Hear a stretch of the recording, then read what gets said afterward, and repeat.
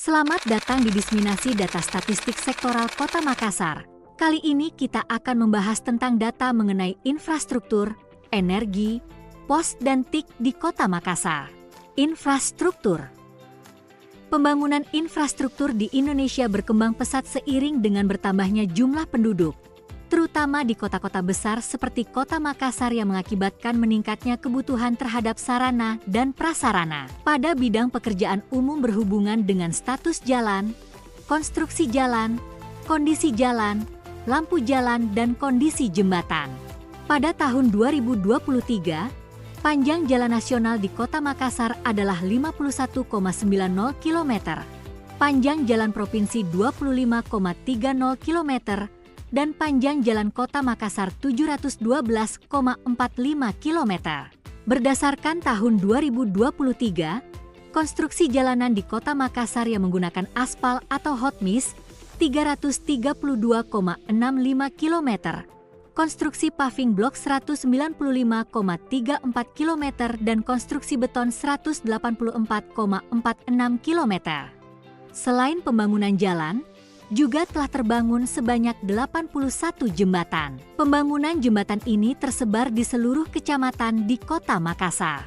Dinas Perhubungan Kota Makassar melalui UPT Lampu Jalan terus mengoptimalkan penerangan jalan. Dari data UPT Lampu Jalan, menghimpun jumlah unit PJU di Kota Makassar mencapai 52.536 unit. Kecamatan Biringkanaya memiliki jumlah unit PJU terbanyak sebesar 8.770 unit, hal ini sebanding dengan luas wilayahnya. Sementara itu, Kecamatan Kepulauan Sangkarang memiliki jumlah unit PJU terkecil sebanyak 305 unit.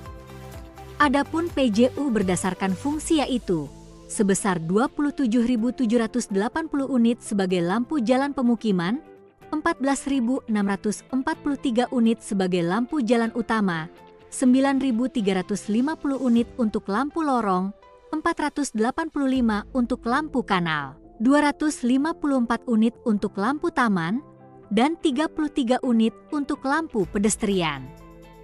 Energi. Energi listrik merupakan bagian mendasar dari alam dan salah satu bentuk energi yang paling banyak digunakan. PLN Kota Makassar memiliki 2 unit teknis yang mengatur kelistrikan, yaitu Unit Makassar Utara dan Unit Makassar Selatan. Berdasarkan data tahun 2023, kapasitas produksi listrik tercatat sebesar 3.541.051,82 MWh dan terjual sebesar 3.484.840,35 MWh. Dengan pelanggan sebanyak 697.174 pelanggan. Perusahaan Daerah Air Minum Kota Makassar terus-menerus mengalami perkembangan melalui tahap demi tahap dalam lintasan sejarah yang cukup panjang. Berawal pada tahun 1924 dengan dibangun instalasi pengolahan air Ratulangi oleh pemerintah Hindia Belanda dengan nama Waterleiding Bedrijf dengan kapasitas produksi terpasang 50 LD. Kemudian pada zaman pendudukan Jepang tahun 1937 ditingkatkan menjadi 100 LD. Total produksi air baku PDAM Kota Makassar tahun 2023 mencapai 102.750.438 meter kubik dengan produksi air bersih mencapai 98.357.742,85 meter kubik. Berdasarkan data PDAM Kota Makassar, akses sumber air minum sebanyak 233.754 rumah tangga yang tersebar di 15 kecamatan di Kota Makassar. POS. POS Indonesia merupakan sebuah badan usaha milik negara, BUMN, yang bergerak di bidang layanan pos. POS Indonesia tidak hanya melayani jasa pos dan kurir, tetapi juga jasa keuangan, retail, dan properti. Pada tahun 2023, jumlah produksi pos yang diterima ataupun dikirim menunjukkan jenis pengiriman kilat biasa atau khusus yang menjadi jumlah produksi pos terbanyak. POS Indonesia juga menyediakan layanan Wesel Pos.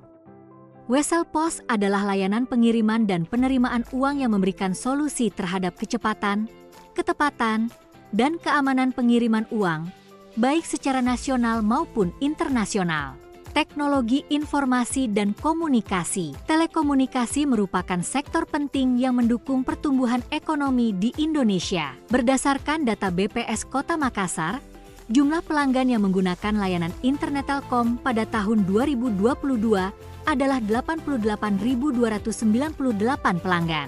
Pada tahun 2023, persentase penduduk Kota Makassar yang berumur 5 tahun ke atas yang mengakses internet adalah 83,31%.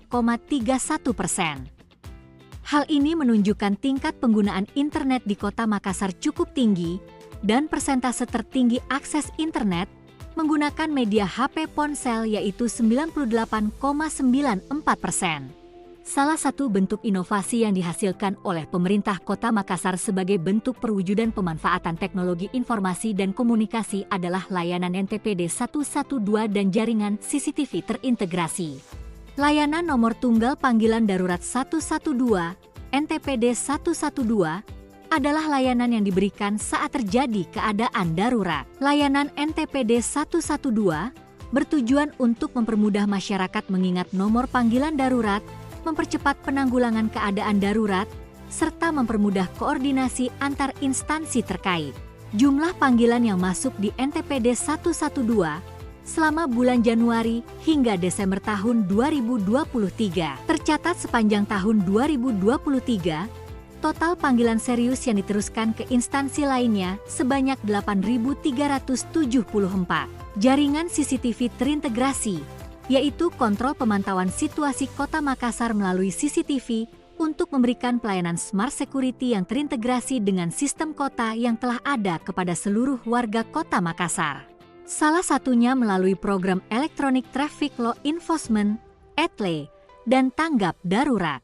Jaringan CCTV terintegrasi ini tersebar di berbagai titik kecamatan di Kota Makassar. Selain itu, untuk mendukung program Lorong Wisata Kota Makassar, Dinas Komunikasi dan Informatika juga melakukan penyediaan CCTV lorong wisata. Tercatat hingga tahun 2023 sebanyak 1.571 unit CCTV telah tersebar di berbagai lorong wisata di Kota Makassar. Itulah tadi beberapa data yang dapat kami sampaikan. Terima kasih telah menonton dan sampai jumpa di season selanjutnya.